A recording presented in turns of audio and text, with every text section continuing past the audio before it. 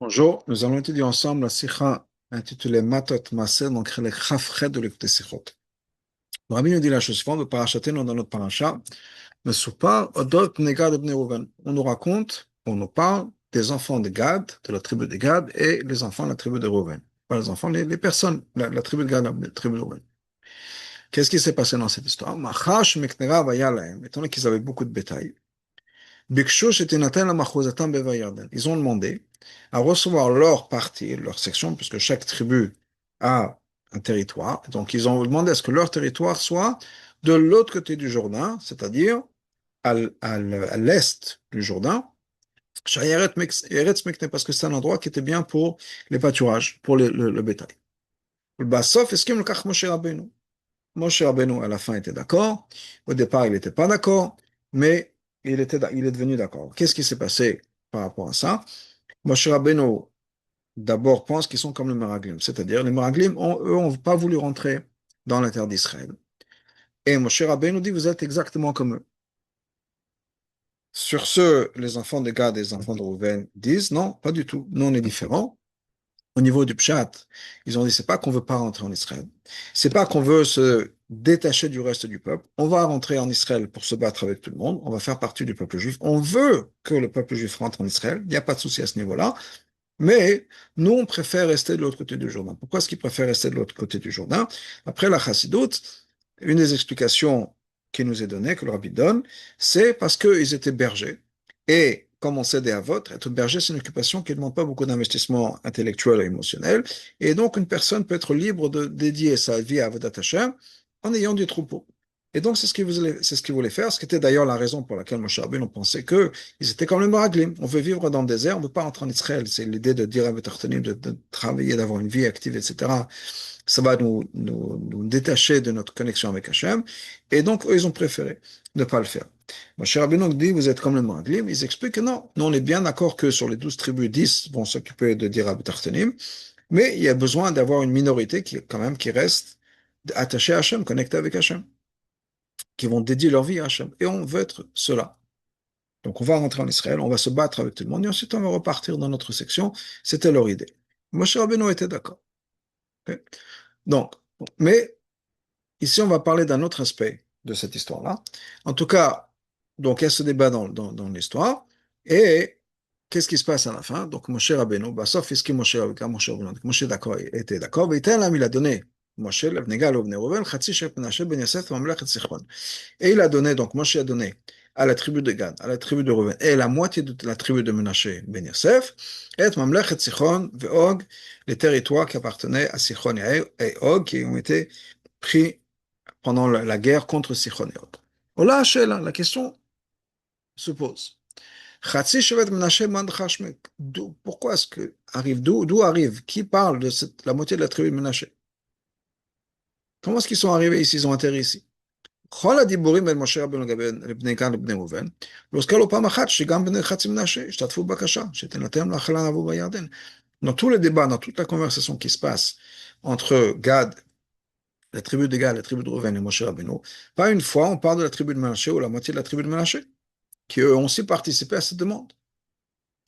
הנה בירושלמי איתה, זה marqué dans ירושלמי, בנוגע להבאת ביקורים, ce qui concerne amener les ביקורים, שיש חילוק בין נחלת בני גד לבני ראובן, לנחלת חצי שבט מנשה, qu'il y a une différence entre le territoire de Gad, le territoire de Reuven, et le territoire de la moitié de Ménaché.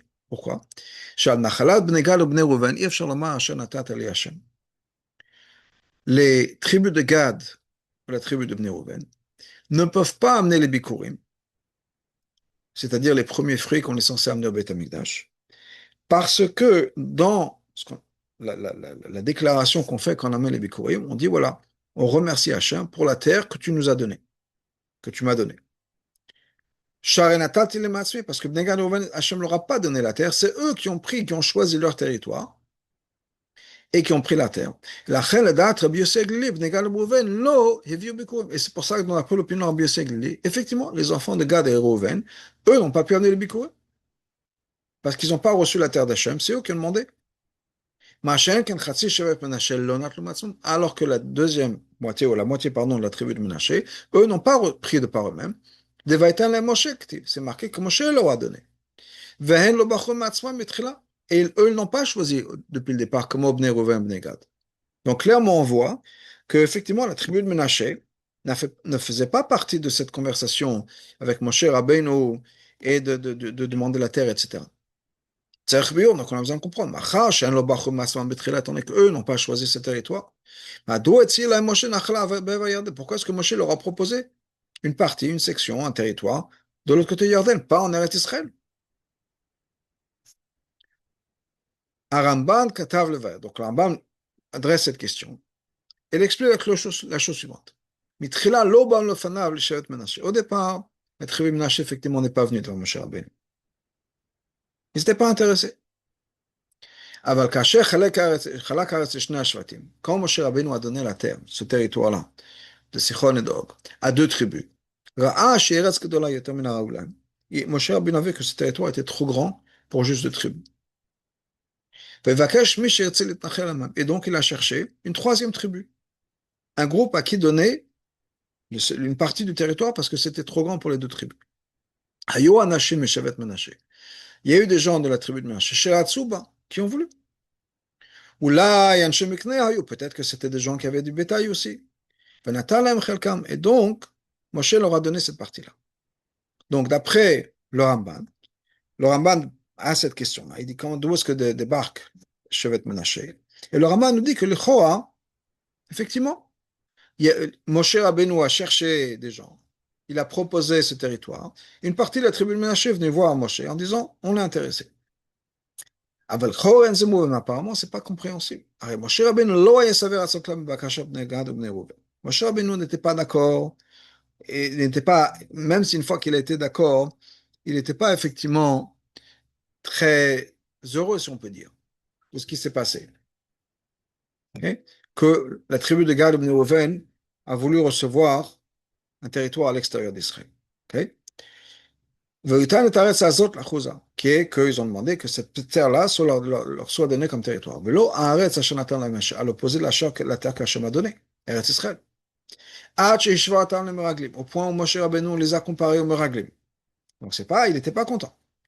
En zot, la seule chose, c'est la une fois qu'ils ont promis que nous, on va être à l'avant, on va partir en Israël, on va se battre avec tout le monde, et on va être les premiers, qui et ils ont accepté sur ça, avec une double condition.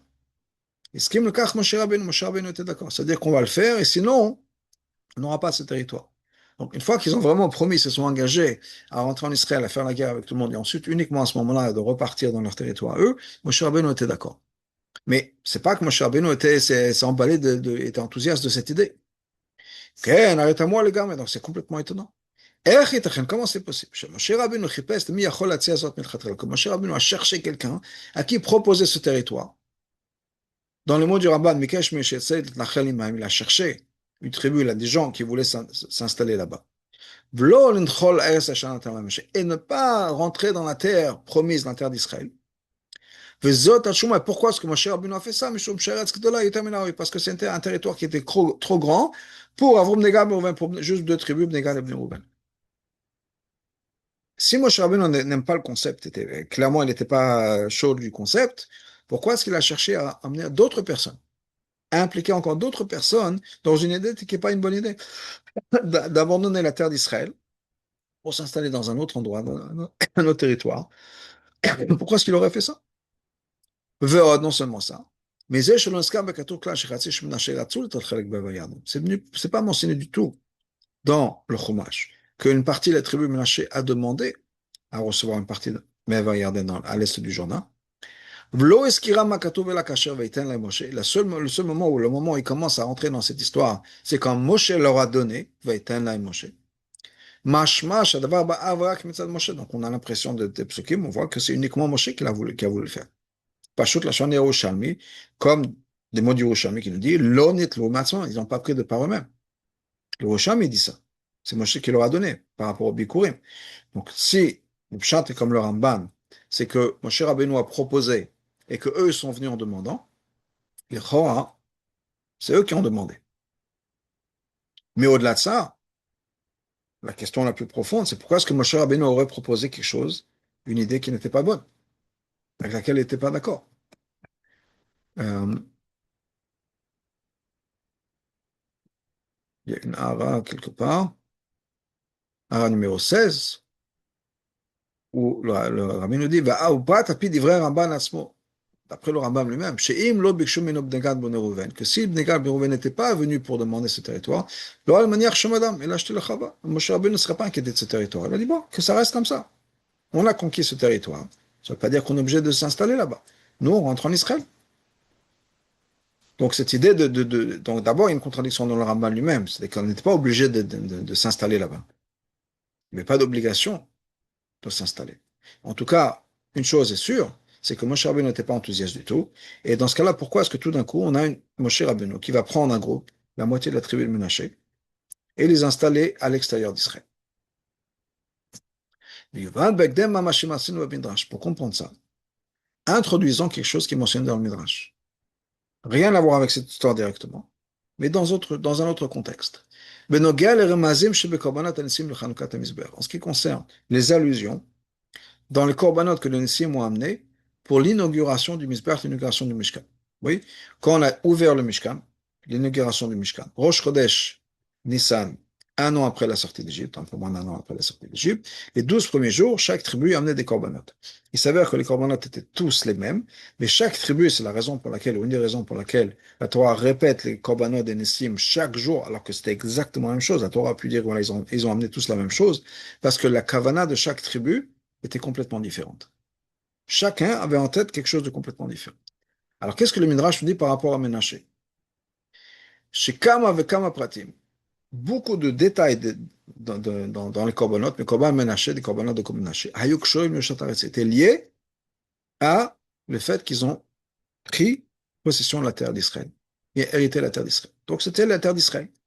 Et même une de ces allusions qu'il y a, un des liens entre leur korbanot et Eretz Israël, ou le Zevach Hashlamim Bakar Shnaim, en ce qui concerne quand Korban Shlamim, ils ont amené Bakar Shnaim 2 bœufs, Keneged Shevet Menashe, ça correspond à Shevet Menashe, Shnechlak le Shnaim, qui a été divisé en deux, Velakach Bet Chalakim Beretz, et qui a pris 2 territoires dans la terre d'Israël. Chet Shobeva Yarden, une partie à l'extérieur du Jordan, donc la partie dont on parle, et une partie, la moitié, dans la terre de Canaan. Donc, Bakashnaim, c'est une allusion au fait qu'effectivement leur territoire était divisé en deux, une partie d'un côté du Jourdain, une partie de l'autre côté du Jourdain, en Israël. Mais à un moment donné, on comprend que le fait que une partie de ce territoire, donc le territoire, la partie à l'extérieur du Jourdain, la partie à l'est du Jourdain, qui a été prise par la moitié du Shevet Menashe, c'est quelque chose qui est positif. De la même manière qu'on voit dans tous les remazim des korbanot d'Ensim, que tout ça c'est une indication, ça montre des choses positives. La Torah, Rachid nous ramène au début, dans le Chumash, les premiers. Mais chacun avait quelque chose de positif. Ça correspondait à la Torah, ça correspondait à la création du monde, etc. Mais c'était des choses positives. Donc clairement, le fait que Ménaché ait pris 2 portions d'Israël, ou une portion d'Israël, une portion Meva Yarden, c'était quelque chose de positif. C'était pas une punition, c'était pas quelque chose de pas bien, c'était pas quelque chose d'un reproche. Au contraire, Nimtza donc, il y a une différence essentielle entre la prise en possession de ce territoire par Bnei Gad et Bnei Reuven, la Nachalat Chatzi Shel Menashe et, à l'opposé, la moitié de la tribu de Menashe. Il y a quelque chose de complètement différent, de catégoriquement différent. Quand il s'agit de Bnei Gad et Bnei Reuven, Bever Yarden de l'autre côté du Jourdain, il avait Midrash, c'est marqué dans le Midrash, même après que Moshe était d'accord, il a été d'accord, il a accepté. C'était quand même considéré quelque chose de pas positif. Vous avez aimé votre bétail plus que les âmes, plus que les êtres humains. Alem Neymar, sur eux, sur cette tribu-là, Bnei Gad et Bnei Reuven, il est marqué, Nachala Mevuhelet, un héritage qui a été précipité. Dès qu'ils ont vu un territoire, ils se sont installés, c'était à la va-vite. À la va-vite, pourquoi? Parce qu'ils ont été Mevuhel, si on peut dire, ils ont été comme ça pressés ils ont eu la pression de leur argent, de leur bétail. Machem, qui Bechassi Shevet Menaché, alors que par contre, pour la moitié de la tribu de Menaché, l'ose bilva, non seulement chez Enzechissa, il n'y a rien de négatif, Adra, au contraire, Zénian Anale Akashur le Korban Yuchel Hashem, c'est quelque chose de très positif, quelque chose de très élevé, qui est lié au concept des Korban. Comme on l'avait vu plus tôt, que dans les Korbanot d'Enissim, il y avait déjà des allusions à la terre d'Israël. D'ailleurs, avec ça, avec cette idée-là, on peut comprendre encore mieux un diouk des mots du Midrash. Il nous dit la chose suivante. On voit que les enfants de Gad et Reuven étaient riches. Ils ont aimé leur argent, ils ont apprécié leur argent. Ils se sont installés à l'extérieur d'Israël. Et ces gens-là, de Reuven et Bnei Gad, Dieu leur a dit, vous avez préféré votre bétail. Et sur ça que c'est sur ça que c'est une référence à ça que le passage nous dit, un héritage précipité. Et il n'y a pas de mention de la tribu de Ménaché. Quand on parle du négatif, qu'ils ont préféré l'argent à être en Israël. Parce que le fait que la moitié de la tribu de Ménaché a pris son territoire, s'est installé à l'extérieur d'Israël, dans ce territoire, ce n'était pas pour une question d'amour de l'argent.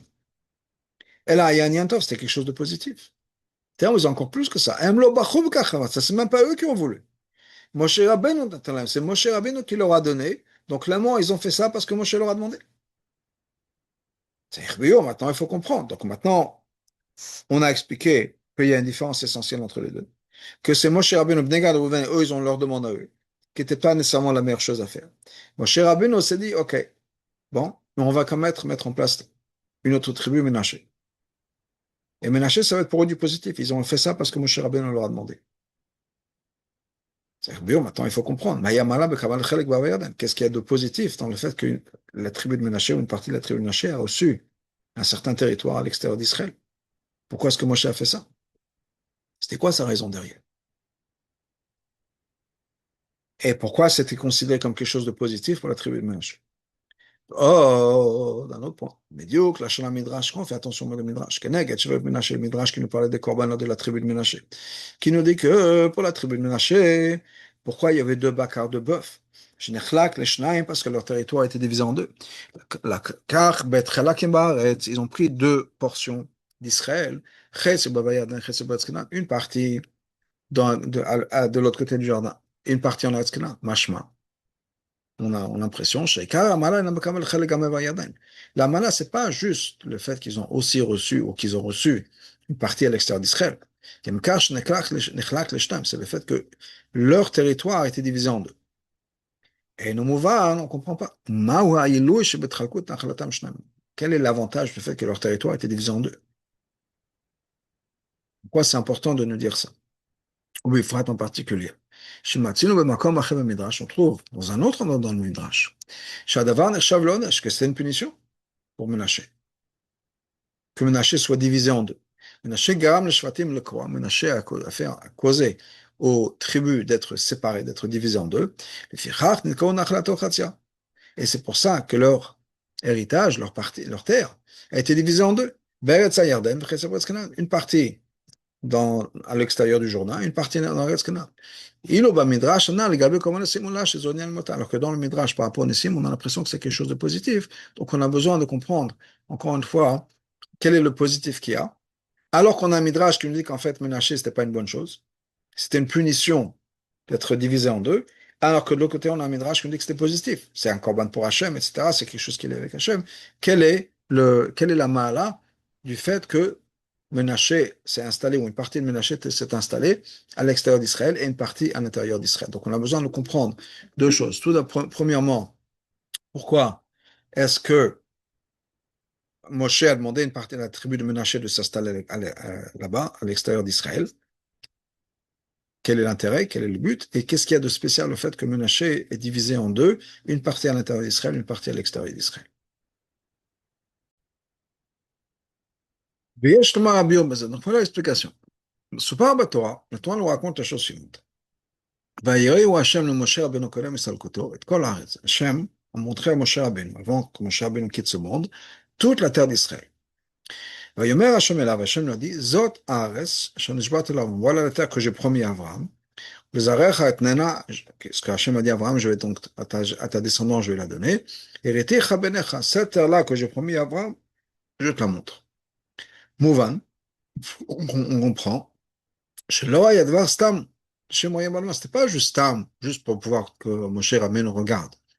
La Reiyat Moshe, la vision de Moshe, Pa'ala Inyan shel Kiddush, ça a accompli une sanctification de la terre d'Israël. Qui dit vrai Agma, quand l'Agma nous dit, Kol Shereu Akash Baruch Hu le Moshe, tout ce que Hachem a montré à Moshe, Hachem, ce qui est montré, le Pasuk nous dit, Hachem lui a montré, Chayav et Maaser, tout ce territoire-là, où Moshe Rabbeinu a pu mettre son regard, et maintenant Chayav et Maaser. Si à l'endroit que Moshe Rabbeinu n'a pas vu, cet endroit-là n'est pas Chayav de d'amener le Maaser. Le Maaser, c'est les 10% de la récolte qu'on est censé amener, donner au Lévi. Une explication qui est donnée. Pourquoi est-ce que Moshe Rabbeinu Dafka avait besoin de voir toute la terre d'Israël? Et par cette vision-là, d'accomplir cette sanctification de la terre d'Israël. Pourquoi est-ce que c'était important? Et on a donc le Rabbi nous ramène du Nara 34 du Sofna Paner du Gan de Ragatchov, Shereyat Moshe Etar le Kadesh Avir, que la vision de Moshe était pour sanctifier l'ère d'Israël. Mais ce que ça veut dire, c'est que Kol Anyanim Akshurim, la Etzem Etiotam chez l'Israël, tout ce qui est lié à l'essence même de l'existence du peuple juif. Comment par exemple, chez Matzin regarde la Torah, en ce qui concerne la Torah. Pardon, j'ai sauté une ligne. Naasou Nifalou al Moshe Rabbeinu. Tout ce qui est essentiel à la survie ou à l'existence du peuple juif et passe par Moshe Rabbeinu. Comme par exemple par rapport à la Torah. Moshe Kibel Torah Moshe Rabbeinu a reçu la Torah. Il nous l'a donnée. Et au point où tout ce qui va être, tous les chidushim qui vont être faits dans les années à venir, aux générations à venir, jusqu'à aujourd'hui et encore après, tout ça, ça a déjà été donné à Moshe Rabbeinu. Comme la phrase qu'on connaît, que même à l'époque de Mashiach, il y aura une Torah Chadasha, des nouveaux degrés d'enseignement, il n'y aura pas un nouveau Matan Torah.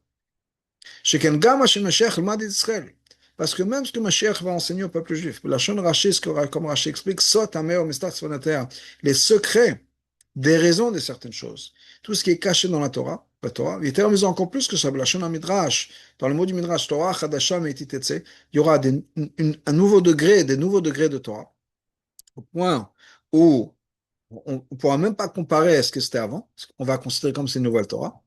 Tout ça, ça a été donné par Matan Torah, par Moshe Rabbeinu. Mashiach va révéler ce que Moshe Rabbeinu nous avait déjà partagé. Donc la Torah, en son entité, jusqu'à la fin des temps, tout ce qui va être révélé dans toutes les générations, etc., tout ça, c'est passé par Moshe Rabbeinu. Donc l'essentiel de la...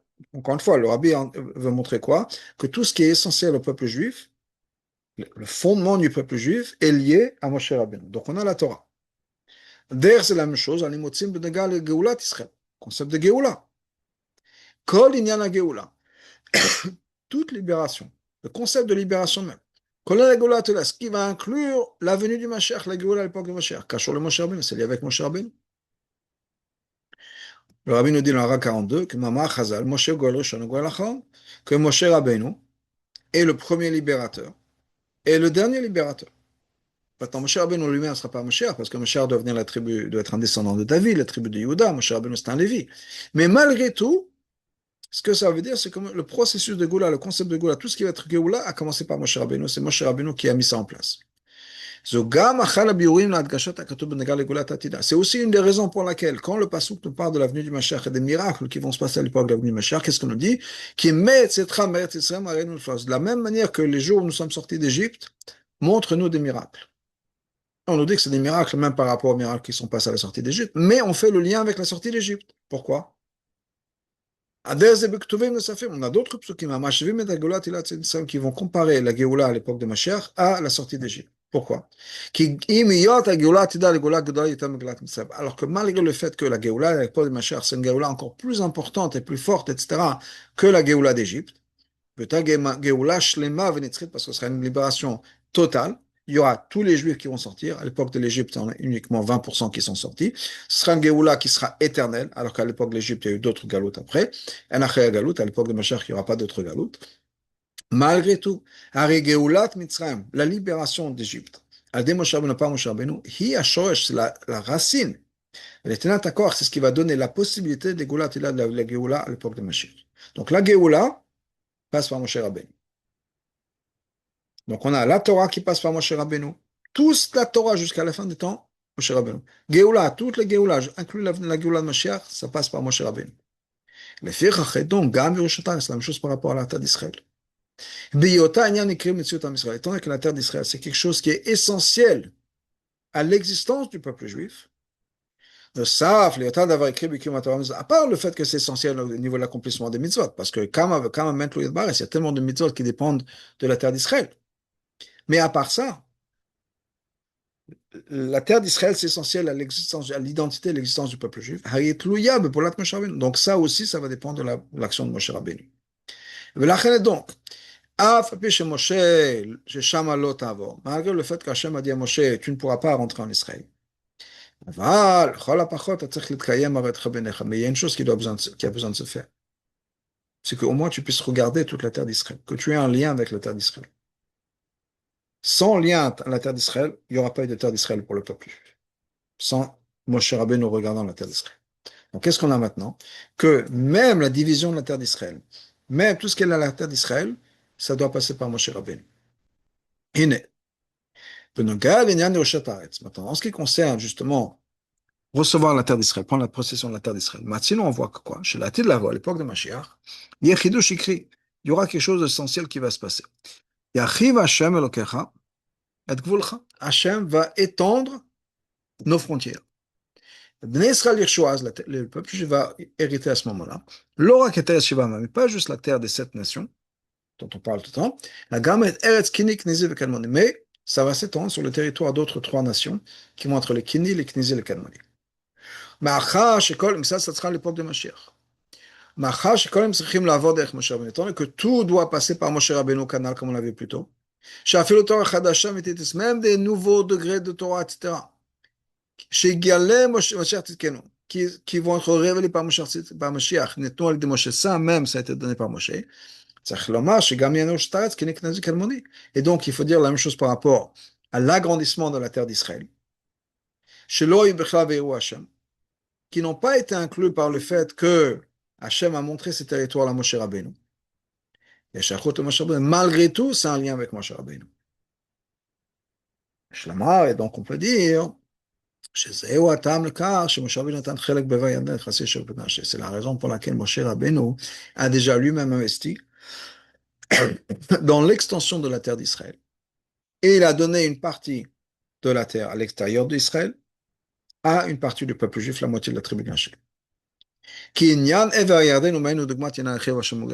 Parce que cette idée-là, d'étendre Israël, alors qu'Israël à la base était limité par le Jourdain, d'étendre Israël de l'autre côté du Jourdain, c'est déjà une partie, mais haine, de l'étendue ou l'extension de la terre d'Israël à l'avenir du Mashiach. Zéro safal kulcha, c'est une addition, c'est rajouter quelque chose par rapport aux frontières d'Israël. Sheken, afilo le fiadot, même d'après les opinions. Que Eva et Yarden, là où Gad et Reuven se sont installés, ça fait partie du territoire qui était promis à Hachem, qui avait été promis par Hachem Avraham Avinu, Brit Ben Amtam. Malgré tout, c'est plus que ce que Hachem a donné à ce moment-là au peuple juif, que fiche pour tout Parashat Massé, comme ça a été déligné dans Parashat Manassé. Parce que dans la Parashat Massé, ces territoires-là ne sont pas inclus dans les limites des frontières de la terre d'Israël. Et donc, on est déjà au-delà, car ça ressemble à ce concept-là. Hachem va étendre nos frontières. Et ça a commencé avec Moshe Rabbeinu. Moshe Rabbeinu a déjà commencé à étendre les frontières, pas dans les territoires de ces 3 territoires-là, mais le concept d'étendre Israël, comme tout devait passer par Moshe Rabbeinu, ben ça aussi c'est passé par Moshe Rabbeinu. Au Bifrat en particulier, que les territoires des Keni, Knezi, Kalmoni, c'est-à-dire Edom, Moab et Ammon, mais comment ils sont proches de ces territoires-là de Yarden. Et d'ailleurs, la conquête de ces territoires de Sichon, donc ça inclut une partie des territoires d'Amon et Moab, comme Chazal nous dit, Amon et Moab teharu b'Sichon. Amon et Moab ont été purifiés, si on peut dire, par Sichon. Ça veut dire quoi qu'ils ont été purifiés? À la base, on n'avait pas le droit de faire guerre avec Amon et Moab pour prendre leur territoire. Mais Sichon, un roi non juif, a fait la guerre avec eux. Il a récupéré ce territoire et maintenant ces territoires n'appartiennent plus directement à Ammon et Moab et donc on avait le droit de prendre ces territoires de Sichon, pas de Ammon et Moab, mais de Sichon. V'yesh lomar, donc il faut dire ça c'est la différence, une différence essentielle qu'il y a entre Bnei Gad et Bnei Reuven et Menashe. Le fait que Bnei Gad et Bnei Reuven ont pris possession d'un territoire de l'autre côté du Jourdain. Premièrement, c'est eux qui ont demandé. Deuxièmement, ils ont fait ça, pourquoi? Par quel intérêt? Pour leur argent, pour leur bétail. Troisièmement, eux, ils étaient prêts à ne pas prendre, à abandonner leur partie, leur portion qu'ils avaient en Israël, que Hachem leur avait donné. Donc, ce n'était pas positif par rapport à ces deux tribus.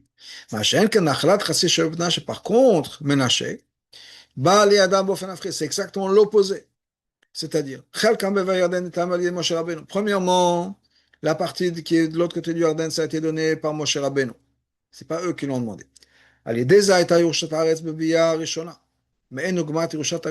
Et par ça, ça faisait partie de la terre d'Israël que Moshe Rabbeinu nous a donné, c'est le Kibush Rishon, qui va faire partie d'Israël à l'époque de Mashiach. Pour la même raison, et c'est pour ça aussi que Moshe Rabbeinu a fait moitié-moitié, une partie en Israël, une partie à l'extérieur d'Israël. C'est-à-dire, les Hadgish pour accentuer le fait que chez Menaché, que la tribu de Menaché, ils sont pas dit, c'est pas grave, on va se passer de la terre d'Israël. Non, non, non. À l'opposé des Bnei Gad qui, eux, ont abandonné leur portion en Israël. Eux, ils ont une partie dans la terre d'Israël. Mais c'était un début où ça ressemblait, si on peut dire, à ce qui va se passer à l'époque de Mashiach, qui est l'extension d'Israël. C'était divisé en deux. Une partie du peuple juif va être dans la terre de cette nation, et une autre partie va être déjà dans ce territoire étendu. Ça a commencé avec Moshe Rabbeinu quand il a donné sa partie au Bnei Reuven. Donc,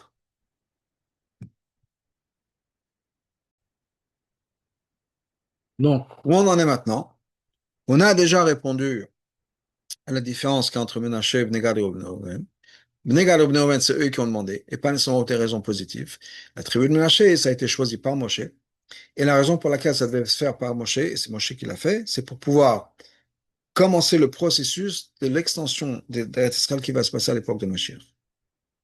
Et Moshe Rabbeinu a fait en sorte qu'effectivement la tribu ne soit pas complètement installée à l'extérieur d'Israël, mais garde un pied à terre ou bien une partie en Israël pour montrer que justement ils ne sont pas prêts à abandonner leur portion d'Israël. Au contraire, ils veulent garder leur portion d'Israël et en même temps, ils sont prêts à faire leur shlichut, si on peut dire, qui va être de commencer le kibbouch à l'extérieur d'Israël.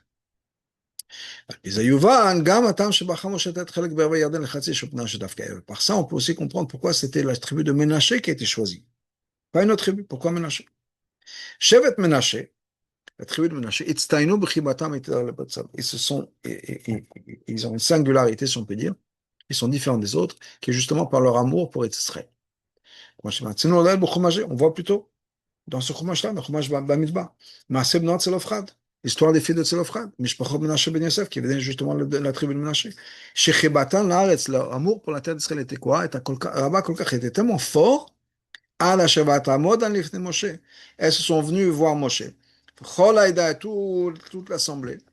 Le Chol Epech Hanaga Kol Pedavat Melech Pnima. Le Chol, c'est le composé de cette conduite, de Tzniut, si on peut dire, et de la nature féminine, dans le sens où ça ne devait pas être agréable de se trouver devant le Bédine seul, 5 femmes, dans cette nuée d'hommes, si on peut dire, et Moshe Rabbeinu, et de demander, les droches, les dvoines, de demander, d'exiger, on veut une partie dans la terre d'Israël. Ça devait être quelque chose de très de pas du tout confortable pour elle de le faire. ההרגש של בנות צלפחד, ce sentiment de בנות צלפחד, בא מצד חיבת הארץ של שבט מנשה בכלל. D'où est-ce que c'est venu? C'est pas venu de nulle part. C'est venu parce que justement dans leur tribu, Israël c'était quelque chose de très important, la terre d'Israël. Comme on voit dans justement le sacrifice de Ménaché, au de la l'inauguration du Misbéach, 40 ans plus tôt, 39 ans plus tôt, que, comme on a vu plus haut au canal Sifbet, que beaucoup de détails liés au Korbanot qu'ils ont amenés étaient déjà par rapport à la terre d'Israël. Ils avaient atteint l'amour d'Israël qu'avant même qu'ils rentrent, à l'époque, ils pensaient, avant l'histoire des Meraglim, qu'ils allaient rentrer beaucoup plus tôt. Mais il y avait cet amour pour Israël qui faisait tellement partie de la tribu de Ménaché que Moshe Rabbeinu avait un tel amour pour la terre d'Israël. Moshe Rabbeinu a choisi cette tribu-là. Que sont eux qui vont être ces pionniers, si on peut dire, pour l'extension d'Eretz Israël. Yerushat Haaretz qui va se passer à l'époque de Mashiach. On peut rajouter encore plus. Par rapport à quelque chose qu'on a expliqué dans le passé, sur certaines fois, en ce qui concerne l'idée spirituelle de ce que ça représente le travail de Ménaché. Il y a une allusion à ça dans le nom Ménaché. Donc on a pour l'instant fini avec cette partie-là, qui est qu'on a compris quelle était la différence, pourquoi est-ce que tout d'un coup Moshe Ménaché débarque, alors que toute la conversation se passe avec les Bnei Gad et Bnei Reuven. Pourquoi Ménaché? Parce que c'est Ménaché, effectivement, Bnei Gad et Reuven, eux, ils ont demandé pour eux-mêmes. Ménaché, ça a été imposé, si on peut dire, par Moshe Rabbeinu.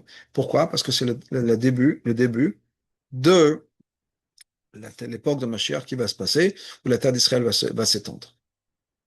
Et pourquoi Ménaché d'Afka? Parce que Ménaché avait un amour profond pour la terre d'Israël. Ils ont eu ce mérite qu'ils vont être eux les pionniers à l'extension de cette terre d'Israël. Et pourquoi est-ce qu'ils ont gardé une partie à l'intérieur d'Israël, une partie à l'extérieur, c'était divisé en deux, justement pour montrer qu'ils n'ont pas été prêts à abandonner leur partie d'Israël. Ils ont, ils ont fait cette mission, si on peut dire, et tout en restant ancrés, attachés à la terre d'Israël. Donc la Bible dit, on peut comprendre ça, ça a du sens aussi quand on comprend ce que c'est que Ménaché, qu'est-ce que ça représente Ménaché spirituellement. Qui me remas Bishmo Ménaché, comme il y a l'illusion qu'on a dans le nom Ménaché. Ménaché, ça vient de quoi? C'est Yosef qui a donné ce nom, Ephraim et Ménaché. Ménaché, Hachem qui nishan Elohim et kol amali et kol bet avi. Hachem m'a fait oublier toutes mes souffrances et la maison de mon père. C'est-à-dire, Shmoz et Maskir Mazir, ce nom-là, rappelle et prévient qu'on imtsa b'makom, que Yosef se trouve dans un endroit, Hamevakesh v'lhashkeach et kol bet avi, qui voudrait imposer, qui voudrait faire en sorte que Yosef oublie la maison de son père.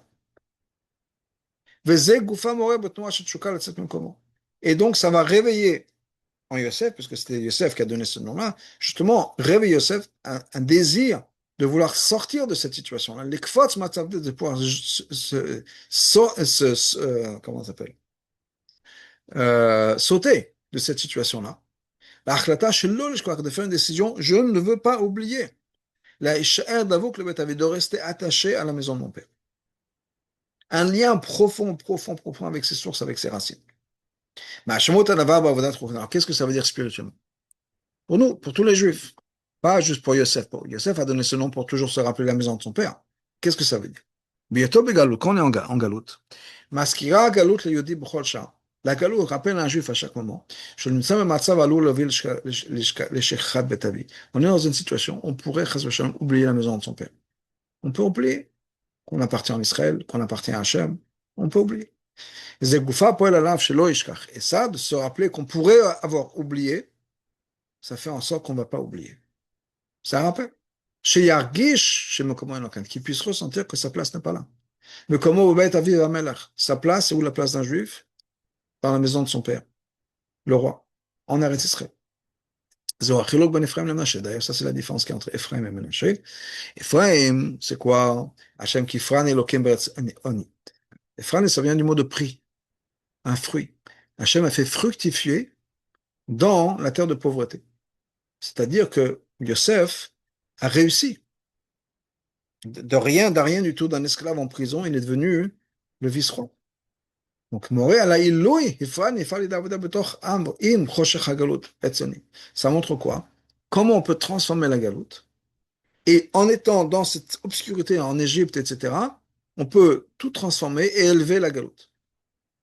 Menaché, c'est l'opposé. Je ne veux pas être ici. Et j'ai ce désir permanent, la chouv le bête de retourner à la maison de mon père.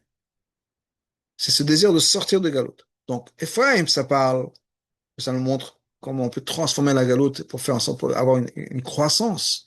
Et c'est dans la galoute qu'on va grandir. Mais Menaché, c'est quoi? C'est ne pas oublier d'où on vient. Ne pas oublier qu'on n'est pas notre, on n'est pas chez nous ici. On est notre place en Israël. Étant donné que, qu'est-ce que ça vraiment veut dire de retourner à la maison de son père? Matzav chez Goulamité, c'est une vraie Géoula. Géoula Shenachei Galut, une Géoula où il y a pas, on ne va pas être reparti, re-envoyé en Galoute après. Une Géoula permanente. Et c'est pour ça que Menashe a reçu sa partie en Israël, justement de cette manière-là. Chez Adavar Dogmat qui va ressembler à la division de la terre ou le fait qu'on va prendre la terre d'Israël à l'époque de Mashiach. Donc Ménaché, c'était déjà quoi?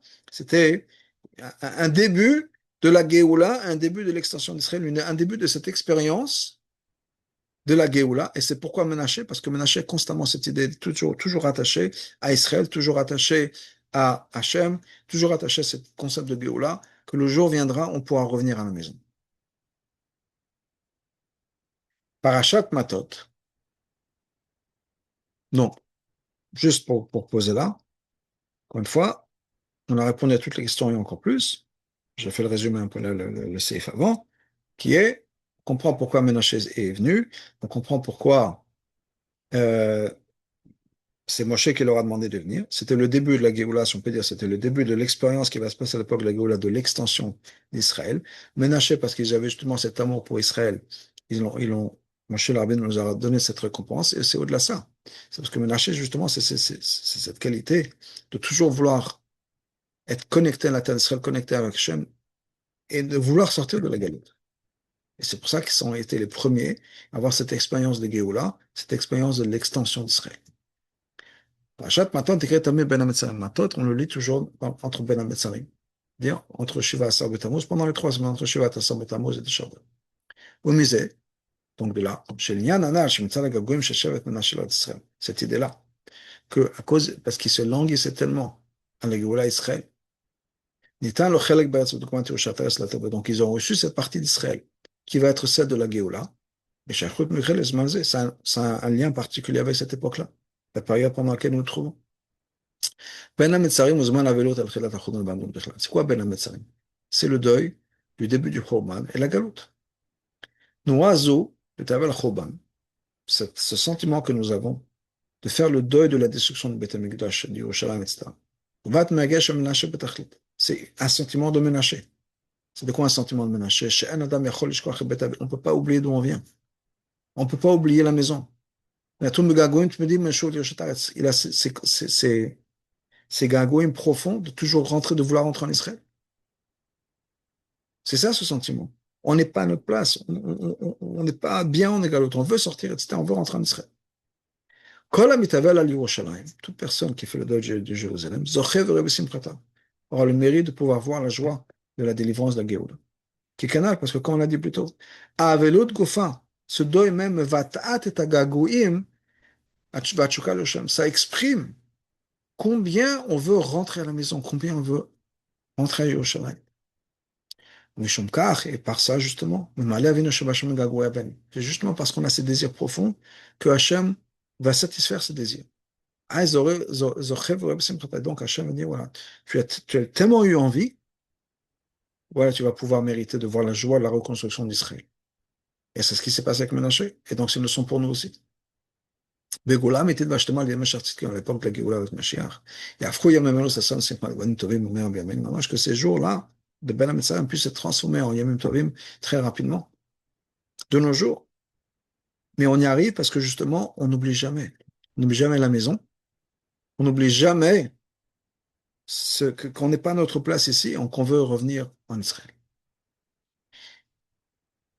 Alpi Amouvar basé sur ce concept qu'on a expliqué plus tôt, Pourquoi est-ce qu'une partie de la tribu de Manassé a reçu un territoire à l'extérieur d'Israël? Ça peut nous expliquer quelque chose d'étonnant dans la parashat Massé aussi. Qui est? Parashat Zumudoubar Odotarim Shekava Kishbuchol Eten Laim Lashevet. Dans la paracha, on nous parle des villes qui ont été données aux Lévis pour s'installer. Vetanakato. Et le pasuk nous donne les détails. Et Tchèchere Meklat, il y a 6 villes de refuge. Ve'alem Titno Abayim Veshtamir. Et au-delà des villes de refuge, les 6 villes de refuge, il y a 42 villes pour les Lévis. Ensuite, ensuite, on a l'histoire de donc la paracha ou la section qui parle des villes de refuge. On nous explique là-bas, c'est quoi, où est-ce que vont être ces 6 villes de refuge? Quel sera leur endroit? Il y aura 3 à l'extérieur du Jourdain. Et 3 à l'intérieur de l'Eretz Kenan. Okay? 3 à l'extérieur, 3 à l'intérieur. 3 justement dans ce territoire de Bnei-Gad, Nerouven, Ménaché.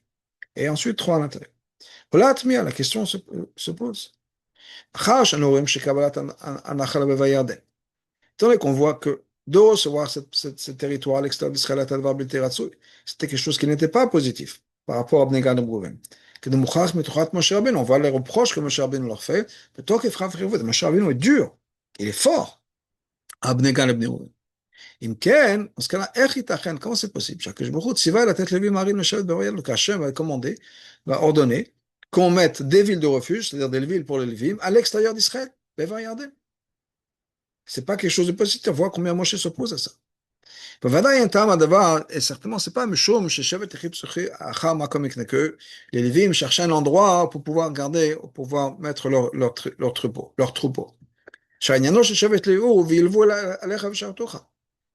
Le concept, l'avoda des Lévim, c'est quoi? Avoda et Shiru Bamikdash, c'était de servir dans le Beth Amikdash, c'est pas de s'occuper du bétail. Donc, si on parle des Lévim, l'endroit principal doit être lié avec la terre d'Israël, l'endroit principal doit être lié au, comment ça s'appelle, à la terre d'Israël, au Beth Amikdash. Mais bien sûr, bien sûr, on a besoin de villes de refuge, même de l'autre côté du Yarden. Au contraire, on avait un besoin encore plus que dans la terre Canaan, comme Chazal nous dit que là-bas, il y avait beaucoup plus de rotzrim, il y avait beaucoup plus de meurtriers et de criminels, donc on avait besoin, pas de souci. Mais c'est pas une raison pour que les Lévim soient obligés de s'installer là-bas. Donc pourquoi? C'est quoi cette idée derrière? Non, pas shooter Shlomo, on peut dire de manière très simple. Mais si vous, la Tatarim et Levim, la Shevet, quand Hachem a dit de donner des villes aux Lévim pour s'installer. Le Pasuk nous dit quoi? Tzavel ben Israël, comment le peuple juif? Et qui vont donner aux Lévim, de leur partie, de leur territoire, des villes pour s'installer. C'est-à-dire, ça ne veut pas dire que les villes leur sont données par rapport à Hachem. C'est une obligation sur le peuple juif. Chez Mechovatam, le peuple juif a une obligation. De donner une partie de leur ville, de leur territoire aux Lévim. Comme par exemple, dit le Rabbi, de la même manière que le peuple juif a une obligation de donner le maaser, une partie de la récolte, il faut les donner aux Lévim. Une partie de leur territoire, il faut donner aux Lévim aussi. Étant donné qu'au bout du compte, il y a eu des Juifs, 2 tribus et demie qui se sont installés de ce côté-là du Yarden, et donc automatiquement, ils ont une obligation de donner une partie de leur territoire aux Lévim. Donc c'est une obligation sur le peuple juif de donner, si on peut dire, le maaser, de donner ça au peuple juif. Dans d'autres mots. Ça ne veut pas dire que la Torah a établi depuis le départ que les Lévim doivent s'installer de l'autre côté du Yarden. Non. La Torah a mis une obligation au peuple juif. Les Lévim de mettre en sorte, de mettre en place une partie de leur territoire pour les Lévim. Donc l'obligation est sur le peuple juif. Là où les Juifs seront installés, bien sûr liés à la terre d'Israël. Elle, l'akshot, on ne peut pas poser la question. Comment c'est possible comment chez les Levim, chez Niyama, Avodah, Shirut B'Mikdash, qui sont censés travailler dans le Beth Amikdash, Yu Ba'arim, Shebeva Yarden. Pourquoi est-ce qu'on va les mettre dans des villes qui sont de l'autre côté du Yarden? On ne peut pas poser cette question-là. Parce que clairement, on sait que de toute façon, tous les Lévites n'étaient pas occupés en même temps à travailler dans le Beth Amikdash. D'ailleurs, le fait même, dans la même qu'ils avaient 48 villes pour s'installer, 6 villes de refuge plus les 42, bien sûr qu'ils avaient besoin d'être quelque part. Il y avait une rotation, et il y avait effectivement des groupes de Lévim qui partaient de temps en temps, de manière régulière, au Beth Amikdash. Mais de manière générale, ils n'étaient pas dans le Beth Amikdash. Non seulement ça, mais Fourage Bakatov. C'est marqué clairement, c'est-à-dire la tête les Lévim qu'il fallait donner aux Lévim, Migrash Larim Sotem, une terre, un terrain à l'extérieur, autour de la ville, les Behemtam, pour leurs animaux et pour leur possession. Donc, qui est c'est tout à fait possible. Chez Bnei Lévi, que les gens de Lévi, c'est aussi des gens qui avaient du bétail. Et pour eux, c'était bien d'habiter à l'extérieur de Meva Yarden, dans un territoire qui était bien pour le bétail. Mais nous dit le Rabbi Oulam, sauf sauf un advar machaver le mais c'est pas encore 100% clair. Qui biado shekama comme la chashem b'Israël tzarich liot be'eretz Canaan, en sachant que l'endroit où un juif est censé habiter, c'est la terre de Canaan. L'armée de Lévi, la Dobavayan, si un Lévi doit s'installer quelque part, il a le choix entre 48 villes. Pourquoi est-ce qu'il choisirait de s'exiler à l'extérieur d'Israël? Mais Frat, non seulement ça, en particulier, la tribu de Lévi n'a pas participé, n'a pas été intéressée, si on peut dire, n'a pas été euh, traînée par la faute du Meraglim que Shasa comme les autres juifs. C'est-à-dire que Vada et Ratson Chazak les Knesset, donc certainement, ils avaient une volonté forte d'être en Israël. Donc pourquoi est-ce que ces Miskanim, ces Lévim ou une partie des Lévim, on les exile? La chacun voit l'aile, Benagal et même basé sur ce qu'on expliquait plus tôt par rapport à la tribu de Menaché. Je le marche au contraire, Badgasha. On veut souligner que quoi? Et Matan Echshav Aratson le Kabel Achal Meverden le Devar Biltora. Quand est-ce que c'est pas bien de vouloir s'installer à l'extérieur d'Israël? Rak Bofen Sheyetzeb Nega Boven. Uniquement la manière dont c'était fait pour Nega de Bneuven. Chez Birtsanam Bekachia, pourquoi est-ce qu'eux ils voulaient? Mais chez Chvetamouin, pour une question d'argent. C'était bien pour mettre leur argent, leur troupeau. Mais de s'installer à l'extérieur d'Israël. C'est très possible qu'en fait ce soit une préparation à la Géoula. C'est établir ou étendre les rêves d'Israël de l'époque de Mashiach. Alken est donc Adra au contraire. Davka Shevet Levi, c'est qui on va envoyer? Des gens à qui on fait confiance. Comme Menaché, c'est des gens qui aiment tellement Eretz Israël, qui ont eu ce mérite-là, mais c'est non seulement ce mérite-là, bien sûr qu'on peut leur faire confiance. Il n'y a rien qui va se passer.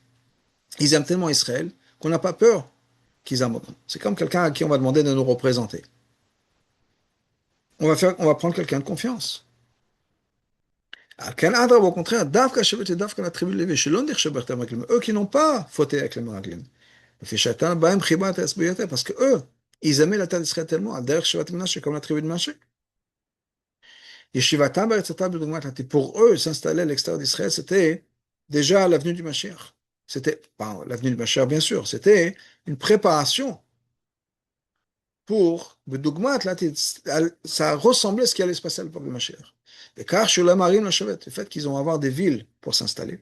Là, pas juste dans la terre d'Israël même, la Beva Yarden, mais de l'autre côté du Yarden. Et à terre, le Rabbi nous dit dans la Hara, on va faire 90 et 91, alors 92, la Yom Hashanetber le Ktesichot, Anekudam Shtevet ben Lévi et Yosef. Quel est le lien entre Ménaché ou Yosef et Lévi? Shnehem Hayou Lemala Meshuvim Israël, bien la galoute. Les deux étaient au-delà de la galoute. Yosef, bien sûr, n'était pas en exil. Yosef, il était à l'extérieur de tout ça, il était au-delà de tout ça. Yosef, la personne. Et Shevet Lévi, pendant toutes les années d'exil, dans Mitzrayim, pendant toutes les années d'esclavage, ils n'ont pas été soumis à l'esclavage. Donc, il y a un lien. Et 91, la même manière qu'à l'époque de Mashiach, il y aura 3 nouvelles villes de refuge. Donc, il y a déjà eu ça, Be'eva Yarden, la première fois où il y a eu 3 villes à l'extérieur d'Israël, dans ce territoire-là, qui vont être encore une fois le début et cette ressemblance à ce qui va se passer à l'époque de Mashiach.